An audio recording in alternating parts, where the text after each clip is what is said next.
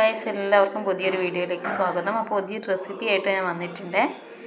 നമുക്കിന്ന് പഴവും അവിലും വെച്ചിട്ട് ഒരു 4 മണി പലഹാരം ഉണ്ടാക്കാം കേട്ടോ. പെട്ടെന്ന് ഉണ്ടാക്കിയെടുക്കാൻ പറ്റുന്നതാണ്, കുട്ടികൾക്കൊക്കെ ഇഷ്ടമാവുകയും ചെയ്യും. അപ്പോൾ ഇത് ഇഷ്ടമായാൽ എല്ലാവരും ഒന്ന് ട്രൈ ചെയ്ത് നോക്കണേ. അപ്പോൾ ആദ്യം നമുക്ക് വീഡിയോയിലേക്ക് പോകാം. നമ്മൾ എടുത്ത് വെച്ച പഴമൊക്കെ നന്നായിട്ട് കട്ട് ചെയ്ത് മാറ്റി വയ്ക്കാം കേട്ടോ. കട്ട് ചെയ്തിട്ടുണ്ട്. നമുക്കിതിലേക്ക് കുറച്ച് തേങ്ങ ആവശ്യമുണ്ട്. അപ്പോൾ നമുക്കത് ചിരവിയെടുക്കാം കേട്ടോ. നമ്മൾ തേങ്ങയൊക്കെ ചിരവി എടുത്തിട്ടുണ്ട്. ഇതിലേക്ക് ആവശ്യത്തിന് ഒരു പാൻ എടുത്ത് അടുപ്പത്ത് വയ്ക്കാം. അപ്പോൾ നമ്മുടെ പാൻ എടുത്ത് അടുപ്പത്ത് വെച്ചിട്ടുണ്ട്. അതിന് ചൂടായി വന്നിട്ട് ഇതിലേക്ക് കുറച്ച് പഞ്ചസാര ഇട്ട് കൊടുക്കാം കേട്ടോ.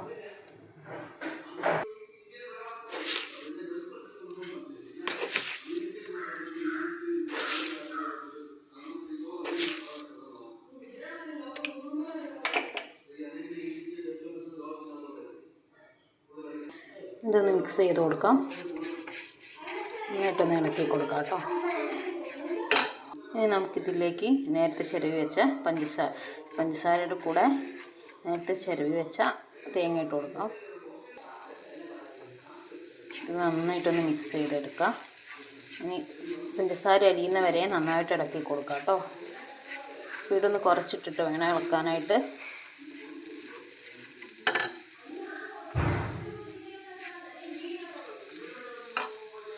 പഞ്ചസാരയൊക്കെ നന്നായിട്ട് അലിഞ്ഞ് ഇതിലേക്ക് ചേർന്നിട്ടുണ്ട്. ഇനി നമുക്കിതിലേക്ക് നേരത്തെ മാറ്റി വെച്ച പഴം.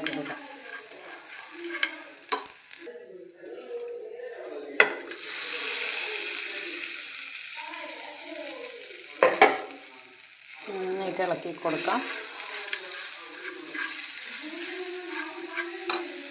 പഴമൊക്കെ ഒന്ന് നന്നായിട്ട് വെന്തുടഞ്ഞ് വരട്ടെ. അതുവരെ ഒന്ന് ഫ്ലെയിം മാറ്റിയിട്ട് അടുപ്പിലാണ് വെച്ച് കൊടുക്കാം കേട്ടോ. അപ്പോൾ പഴമൊക്കെ നന്നായിട്ട് വെന്തുടഞ്ഞ് വന്നിട്ടുണ്ട്. ഇനി നമുക്കിതിലേക്ക് അവിലിട്ട് കൊടുക്കാം കേട്ടോ.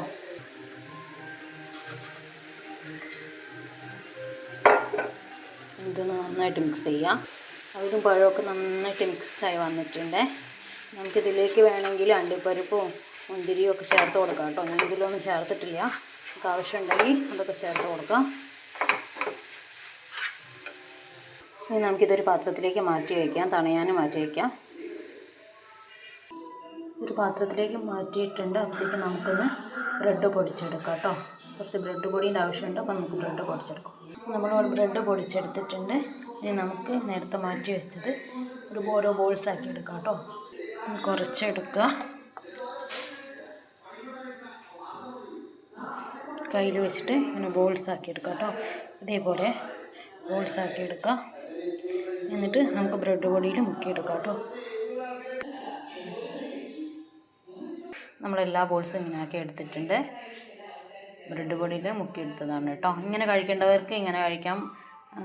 അതല്ല എണ്ണയിൽ മുക്കി പൊരിക്കുകയാണെങ്കിൽ ഒന്നും കൂടെ ടേസ്റ്റ് കൂടും. അപ്പോൾ എണ്ണയൊന്നും പറ്റാത്തവരാണെങ്കിൽ ഇങ്ങനെ തന്നെ കഴിക്കാം കേട്ടോ. ഞാനിതൊന്ന് പൊരിച്ചെടുക്കുന്നുണ്ട്.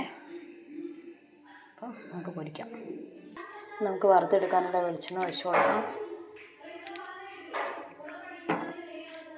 എണ്ണ ചൂടായി വന്നിട്ടുണ്ട്. നമുക്ക് ഇതിലേക്ക് ഓരോ ബോൾസ് ആയിട്ട് ഇട്ട് കൊടുക്കാം കേട്ടോ.